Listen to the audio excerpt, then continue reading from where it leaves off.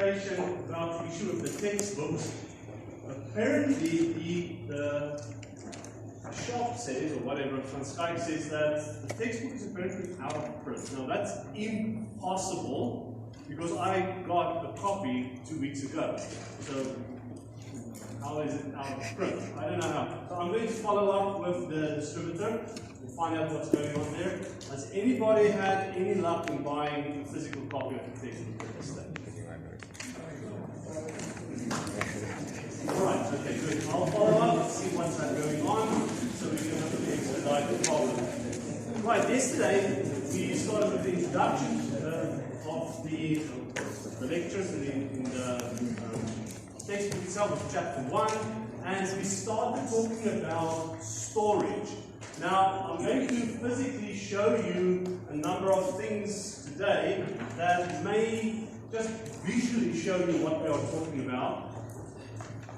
We briefly showed a slide that shows a hierarchy of different types of storage. Now, when we look at, or when we discuss storage in your computer, the first thing that we identify is the main memory of your computer. Now, the main memory of your computer looks typically something like that. So that is an old DIMM card, or whatever you like to call it, which has a bunch of chips on it. And that is a specific memory size. And that typically you could upgrade to a specific size on your computer, but there was a limit that you could take it into depending on the architecture and the control chips that they had inside the computer itself. That's called main memory. It is volatile. What does that mean again? Stanford. What was it? So for those at the back, and then here, if I plug out the power, which is this connector here, boom, no more power, the information on these chips is lost. That's what volatile means. Okay. Another area where we do get memory, which is not that clearly seen, is inside the CPU. So that's the CPU, that's all the pads of where information is transmitted to and from, but effectively inside this metal casing is all the circuitry that makes up the CPU, which includes a number of registers, the arithmetic logic unit, specific other control units are in there, but also registers. That's another thing that I mentioned yesterday, as well as the cache memory of your computer is inside that chip. Historically, the cache memory, now that's in the olden, basically in the 80s, was a separate component that you plugged in or that you had available on the motherboard. These days, all the cache memory are typically in the chip or in the die of the chip. We call this metal casing the die of the chip, and you have it available in there. That's also the most expensive type of memory that you get. Is registers are the most expensive, and then the second most expensive thing is the cache memory. Cache memory is also the second fastest memory that you get. The third fastest type of memory is your memory chips like you see here, which is your main memory. And from there, we start then moving into mass storage devices. Now, mass storage or secondary storage devices, the most well-known type of secondary storage is obviously our hard drives. This is an old mechanical one. It has a physical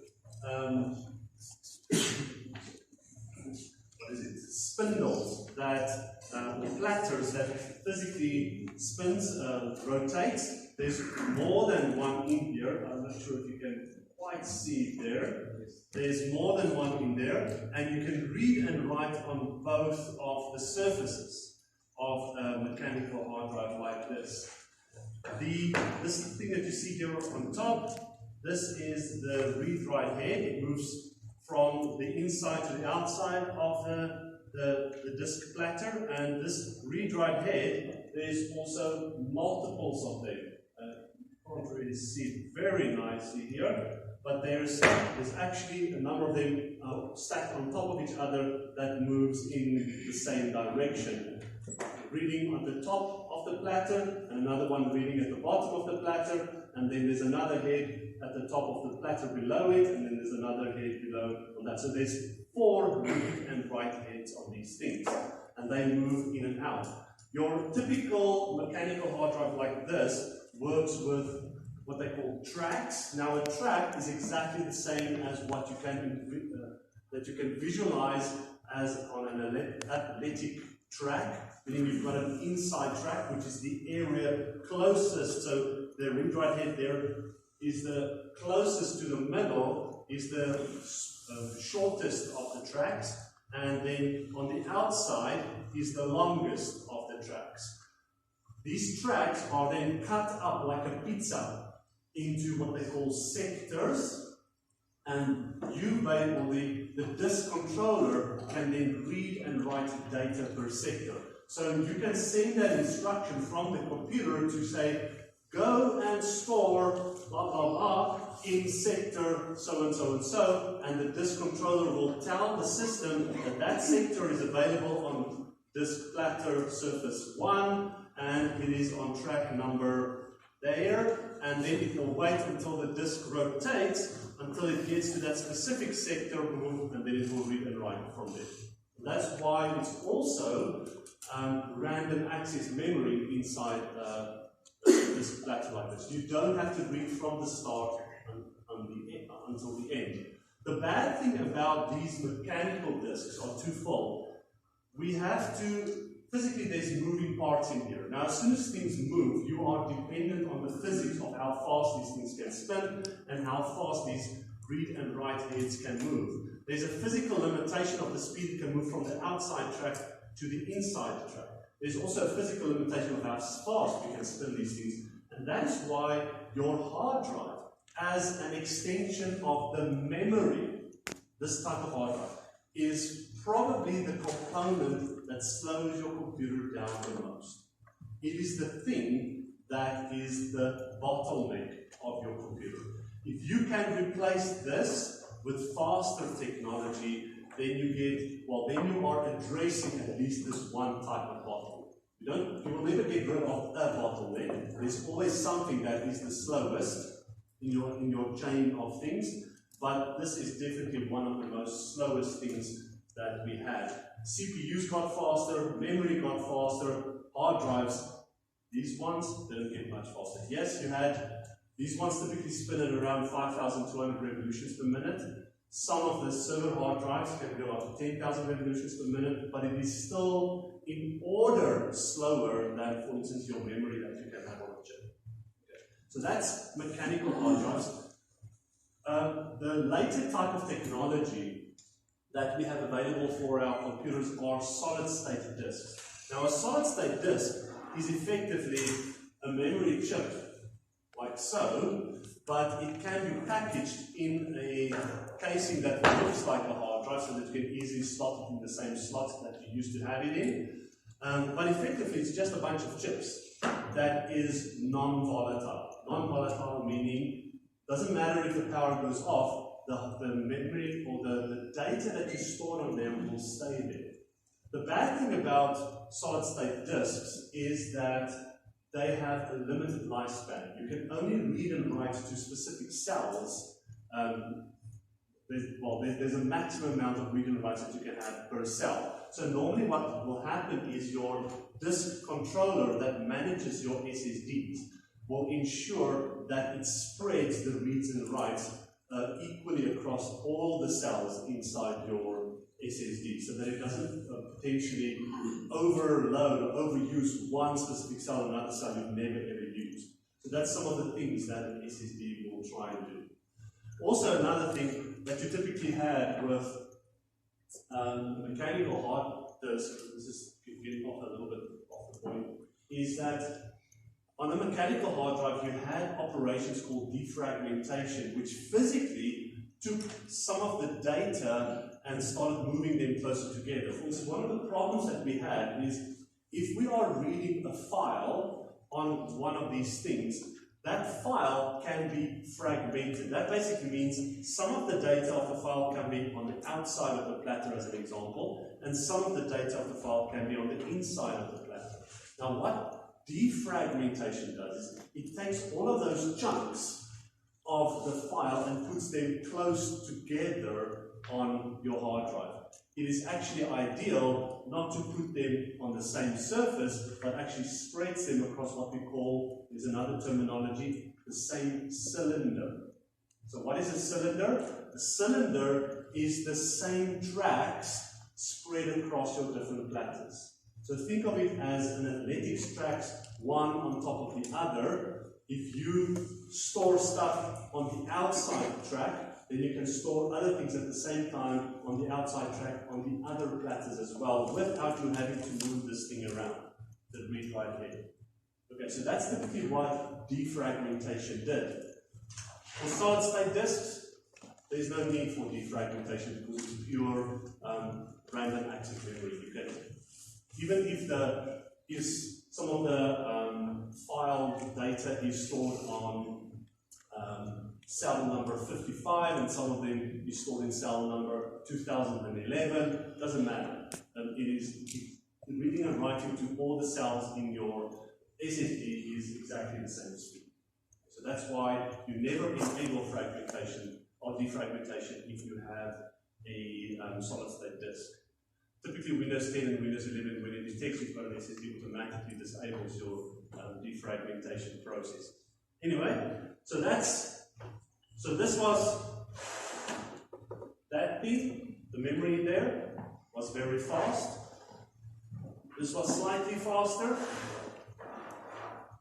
Imagine that's SSD. That was very fast. Slightly slower. Imagine that's SSD, slightly slower, even more slower, even more slower. CD-ROMs are, again, even more slower than that, and even slower than CD-ROMs are things like tapes, although tapes isn't that bad, I must be honest, tapes is fairly fast. The disadvantage of tapes is it only supports sequential reads, meaning it has to start at the beginning, start spinning the tape until it finds the area where it has to then read from there. Yes? So, concerning that, please explain the advantage of SSD versus you want to use the... Okay, so the question is, what is the advantage of SSD over NVRAM and so on? NVRAM is just a different type of technology over SSDs. So with SSDs, you had different types of technologies that they use inside SSDs. It originally started, I can't even remember the technology name, but where they had like a single layer of cells that they could use, and then later on they started building what they call multi-dimensional cells, which kind of decreased the lifespan of your SSDs, but actually you could store more things inside the same package, and they now have these NVRAM or whatever chips, which is even more faster, but it is still just SSD technology.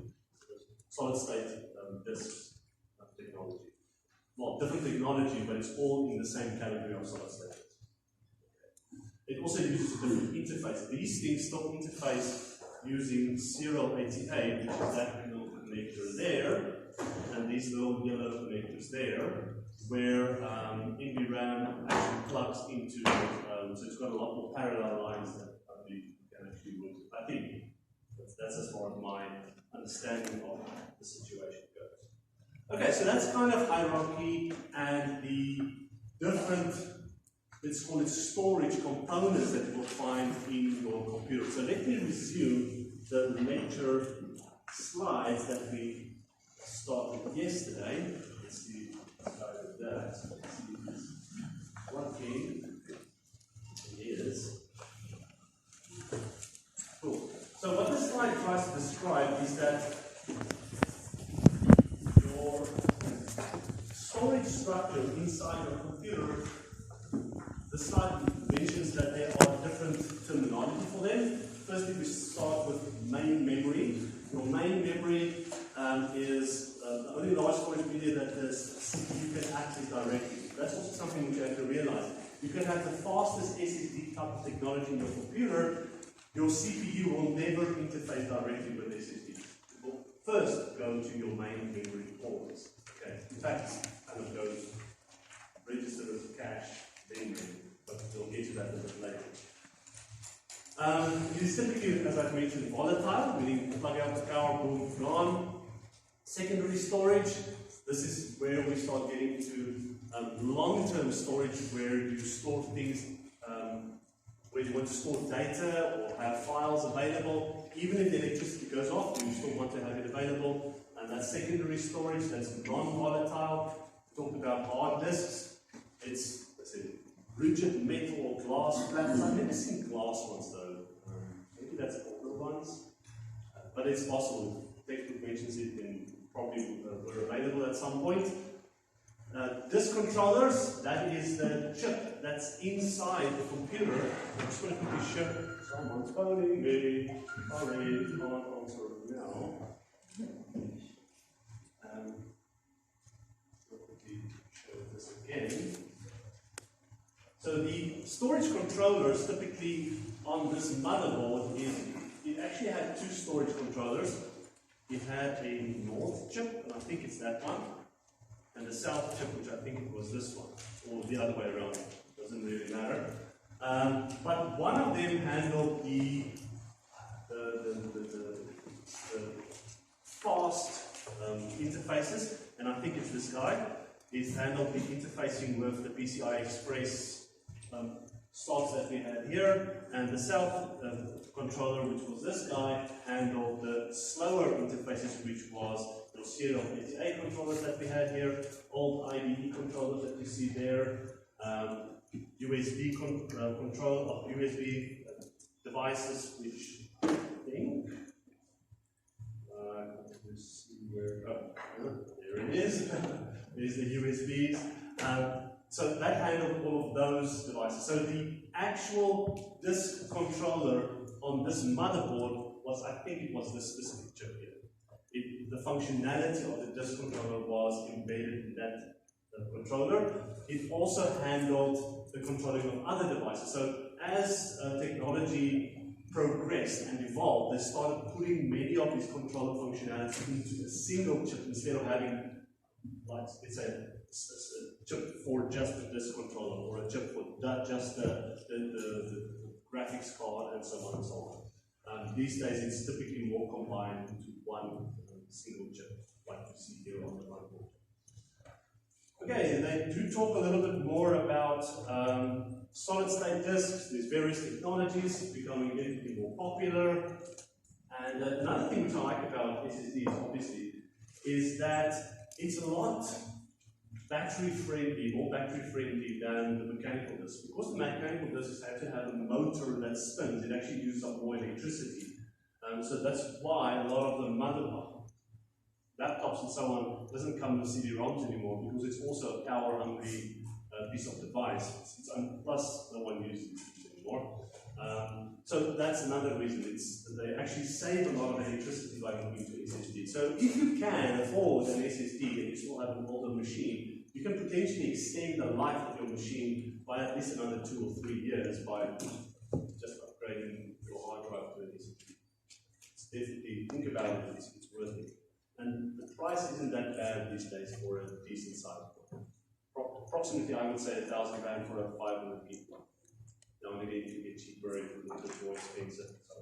So consider it, it's not bad.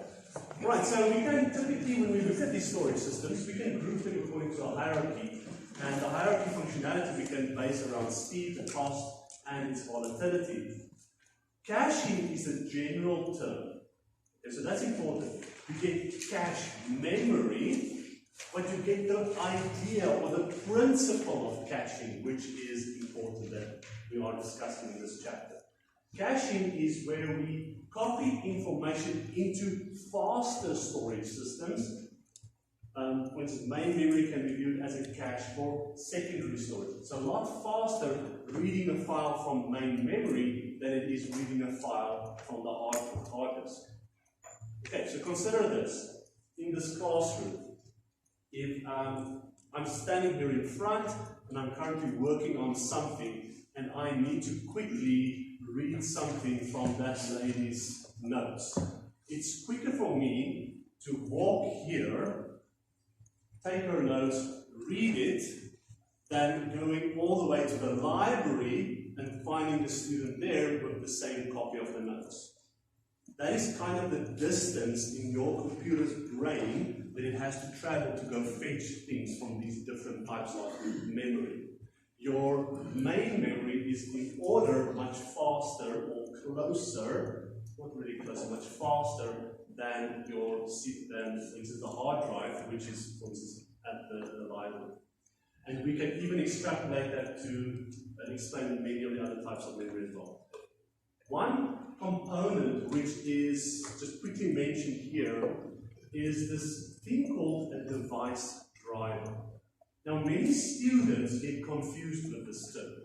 They think a device driver is this chips, is this things that control the devices. That is not a device driver. A device driver is a piece of software that is written by the manufacturer of the device that you want to control.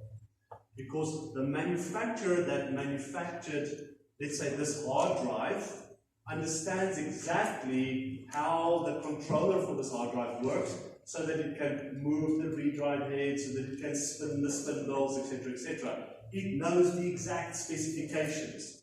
It can write that device driver successfully. Normally, operating system developers, they're not responsible for writing device drivers. It's normally the manufacturer.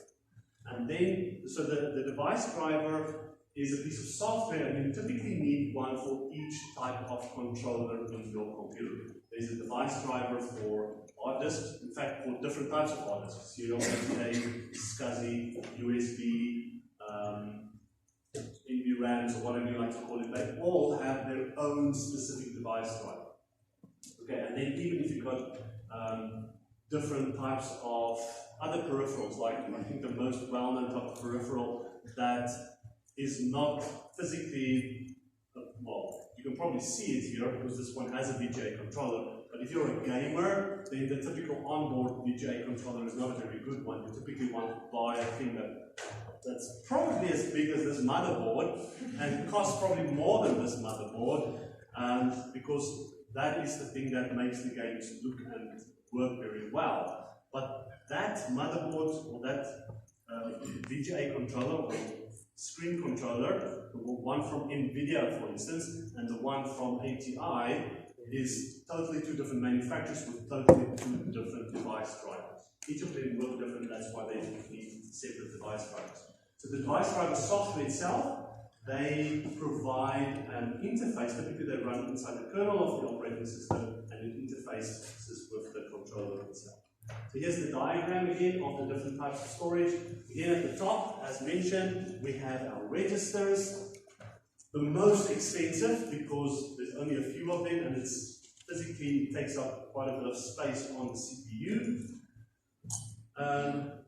There's also the least amount of them. There's only a few of them. Okay. On Thursday, tomorrow, in the practice, you guys are going to learn about a number of these registers. There's a finite amount of them available that you can make use of. From there, you have caches, cache memory rather. You get different types of cache memory. You get there's 2 cache memory, 1, 3 cache memory. We'll look at those things a little bit later. But it basically just relates to how close that memory, and in this case, physically close, because it makes a difference as well around the speed. Because these things start moving with the speed of light. Physically closer you can get to the processing unit, or the arithmetic logic unit, or the control unit inside the CPU, the faster it potentially can be. And normally with those levels of cache, level 1, 2, and 3, the level 1 cache is also normally the smallest, level 2 is a bit bigger, level 3 is even bigger than that. And they have different areas inside the die of the chip. Okay, then you get your main memory. So I've mentioned this stuff. You get solid state disks, which I couldn't demonstrate because I don't have one that I can hold up. You get hard disks, optical disks, this stuff, and beyond that is magnetic tapes. Yes, we do use magnetic tapes quite a lot. It is still one of the most preferred backup medias for corporates because they can store a lot of information, and because they are mobile, it allows us to ship them off-site, which is one of the most important aspects that we want with backup. we don't want them in the same building. If the same building burns down, we can never recover. So it's easy for us to physically move papers back up the rail. These days, we are getting a movement towards backing up to the cloud, but that's beyond the scope of this hierarchy. Caching? Yes. So if you go back to the previous slide, I'd like to ask, where would a USB port that? Well, it depends. Okay, USBs are fairly slow, okay, in terms of most of these things. So a hard disk with a serial 80A, I think, depending on also the standard of USB, I think USB 3 has fairly fast speeds, but USB is just the bus technology that's available. The actual device itself must also be somewhere in there. So if we talk about a USB memory stick, then they are probably in between a hard disk and an optical disk. I would say. That's a big thumbs up. Okay. My experience tells me they're not as fast as these spindle disks, but they are a little bit faster than CD-ROM. But I mean, I might maybe prove it wrong. USB 3 might be even faster than this stuff, but I've never really had so much experience using USB memory sticks that supports USB 3. Good question, thank you. Anything else? Right, so the principle of caching. Information in use are copied from slower to faster storage temporarily. So that's the idea of caching, is that we use this caching pyramid so that we rather want to move data up this pyramid so that we can access them quicker rather than having to run all the way down to the slower components at the bottom. As I've tried to explain, it's quicker for me to read notes there than it is for me to walk all the way to the library to go fetch the note there and come all the way back. So rather go, if it's not available here, I go to the library once, I grab a bunch of books and I put it here, so that next time I'm looking for a book or a piece of note, it's immediately here. Well, obviously, there's a limited space in my cache, so what is important is one of the cache issues that we have is to ask questions such as, what components in our cache memory or our caching area, what should be moved away so that we can make space, and what should we keep? Stuff that we don't use often, we can typically throw away, and those things that we typically want to use more often, we actually want to keep them inside the cache, or the cache hierarchy. This is what is explained in that, what is it, the third bullet, first sub-bullet. If it's information used directly from the cache, it's fast. If not, the data is copied to the cache and immediately used there. But caches are smaller than storage being cached. Cache management is important in the design problem.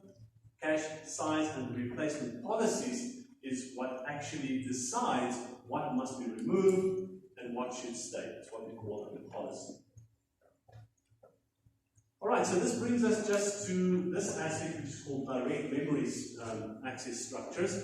Now, if we switch back to our motherboard,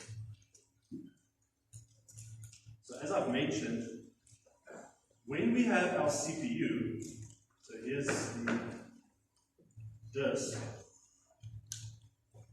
and I'm just going to point at this. This is our CPU, remember? The CPU wants to read a file from the hard drive. So the CPU goes to the controller and says, hey, Mr. Controller, I want to read a file. And the file name is xyz.doc, as an example. The controller, and to give it a few more information like what directory and so forth it is, the controller interprets that logical file system component into a physical sector and also what did I say? It's not a track, it's a cylinder. What cylinder that data is available, and it starts moving the read-write head. That is the job of the controller. When it gets that data, it reads the data physically. So this arm goes and reads it, puts it in. What do you think these chips are for? Well, some of them are obviously controlling the device itself, but one of them is actually a small little buffer memory here. So there's a buffer on the hard disk itself where that information gets buffered into. It then flows across these connectors, through those connectors, and it ends up in a buffer on the controller. Now that the buffer is available there, the CPU can then take that information from that buffer and it then stores it inside the memory, this chip, in a specific location. And that is how you read data from the hard drive. When you save a file, let's say you're busy writing your research assignment, as you write it and you click save, the research assignment data, all of that text that you've written is inside the memory of your computer. As soon as you click save, the CPU takes that data, stores it in the controller in a buffer, either all at once or in chunks, because the buffer is only X amount of size big, and it tells the controller to please go and store those stuff. The controller then goes off and it goes and store that information through this connectors onto the hard drive. Now that's typically how it works, that's older technology. However, newer computers, now if I say newer, for the last, and I've been saying for the last 20 years we've had this technology, and it's called direct memory access. So instead of the CPU taking data from the RAM, copying it into the buffer, so remember the CPU does that, it physically says, go read this memory, store it into that I/O port. I/O port is effectively how we talk to these controllers. You read stuff from a memory address, you write it to an I/O port. Or you read stuff from an I/O port and you copy it into a memory address. That's physically how it works. Instead of the CPU doing that, the CPU goes to, think of it as a little helper controller. It's a small little first year student. I say first year student, I don't want to go to the library to go fetch my books. Please go and get it for me. That first year student runs. While that first year student is running, I can continue working at my desk, for instance. That first year student then physically gets the stuff from the library and then brings it into my memory of my computer. That's what a DMA controller does. Not DNA, not like human being. DMA, direct memory access. So direct memory access controllers are like a small little robot that the CPU first programs. The CPU physically goes to the DMA controller and says, DMA controller, I need you to talk to the device controller, to the disk controller, go fetch the following information from the disk controller, let me know when you're done. The DMA controller goes and does, actually it's the other way around. It goes to the disk controller, it gives that instruction to the disk controller gets a small extra piece of instruction saying, you can make use of the DMA. And then as soon as the disk controller has fetched that data, it then, instead of letting the CPU know that the data is now in the buffer, it lets the DMA know, DMA controller.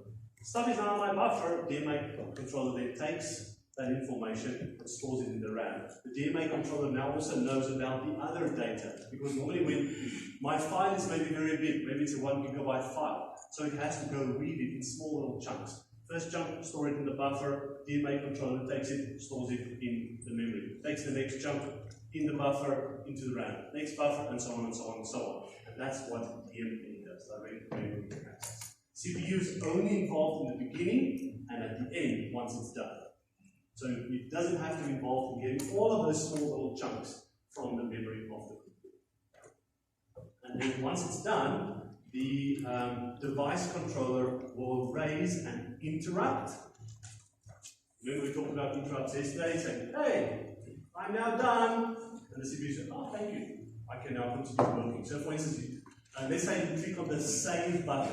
Normally when you save, in older computers you had this little, depending on how big the file is, you may change the cursor to that, what is it, that spinning, whatever, clock, sand clock. While that thing is spinning, the hard drive is going to be copying stuff, and as soon as it's done, the interrupt will say, when you're now ready, the application says, okay, yay, I can now continue. In the meanwhile, the operator is going to do some other stuff using the CPU to do other things. Alright, that's what DMA is all about. This diagram tries to explain how a modern computer works from a diagrammatic aspect. Okay, finish in 8 minutes. So what it tries to describe here is effectively what I've tried to demonstrate now, but physically on the hard drive.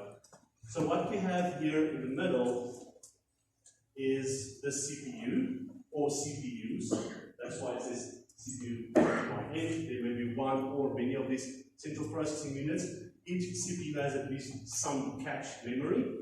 Executing on the CPU is typically what we call a process. Each process is another term, has at least one thread of execution. A process cannot run if there's no thread.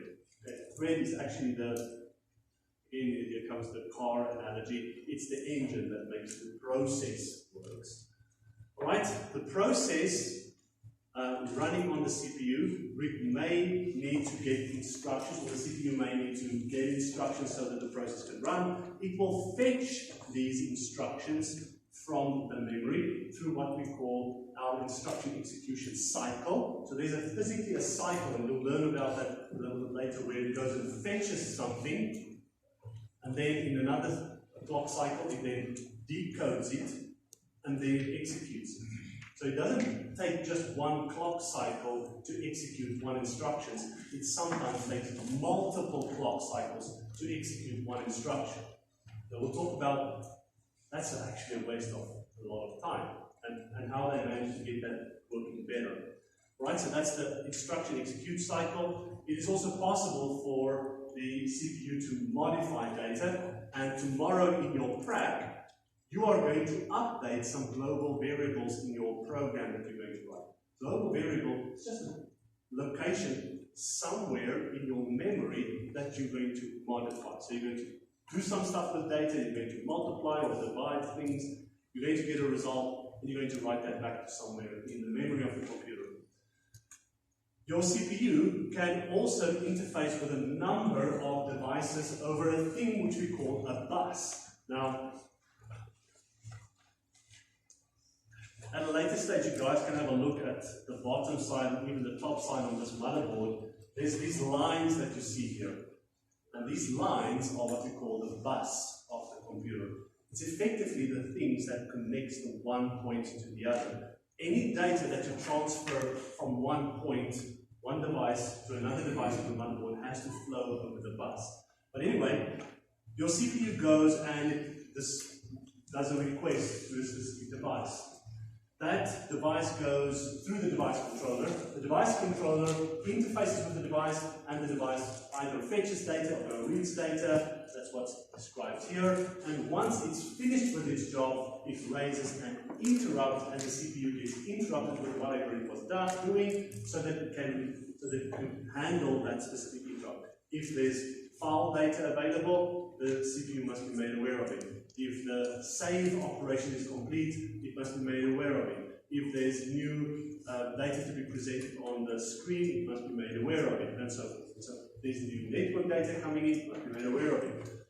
And it also explains the whole DMA aspect, which can short-circuit the CPU, so that when you give an instruction to a device controller, that device controller can fetch the data from the device, potentially, and copy via the DMA controller into your main memory of the computer.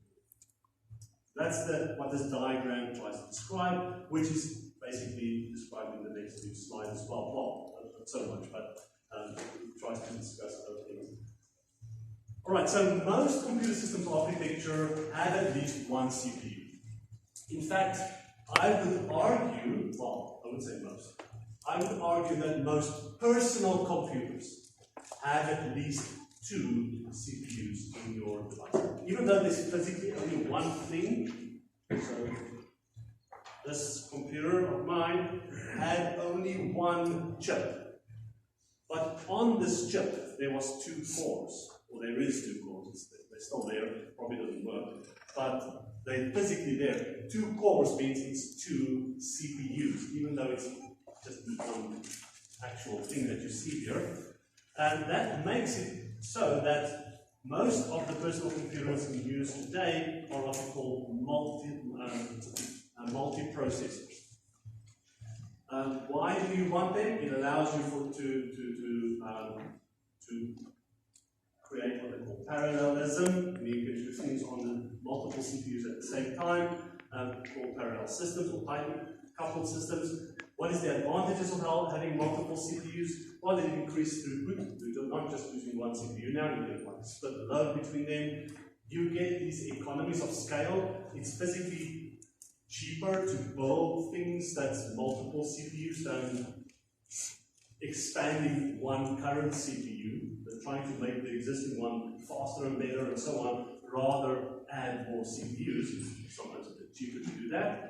And has some form of increased reliability. Now, I have a question on that because, to be honest, if a physical CPU in a computer blows, I've never seen that happen, but if it can happen, then the whole computer will stop.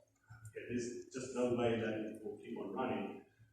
But what is true is that you get what they call graceful degradation. Even though that CPUs are not that, doesn't happen with the CPU that often, most of your other components do, where things like dust and things like that starts to settle on the electronic components, or they've gone through wear and tear with regards to voltage spikes and stuff like that. It damages some of the components in your system. Heat and so forth makes the system eventually runs a little bit slower, and that also is what will allow multiple CPUs to kind of address. Now then you get two types of multiprocessing in the system. So if you've got more than one processor, there are two ways in which we can use these two processors. The first is what we call asymmetric multiprocessing, and the other one is called symmetric multiprocessing. Now, asymmetric multiprocessing is you've got like a boss, and the boss looks at the jobs that's coming in, and the boss says, you know what, I'm going to run that thing on that CPU. And the next job comes in, I'm going to run you on that CPU and so forth. So you've got this main system that controls the jobs that the CPUs are responsible for. That's asymmetric multiprocessing. Symmetric multiprocessing is each processor has an equal opportunity to perform all the tasks. So it basically just says, here's some jobs, and then there's a nice little algorithm. Typically, the first CPU that's available will go and grab that job or task and execute that. So it's kind of a first come, first served type of thing. That's a symmetric multiprocessing. Alright, ladies and gentlemen, our time is up. So next week, Tuesday, we're going to resume. See you tomorrow during the crack lecture. Remember in the evenings, see each other. Thank you.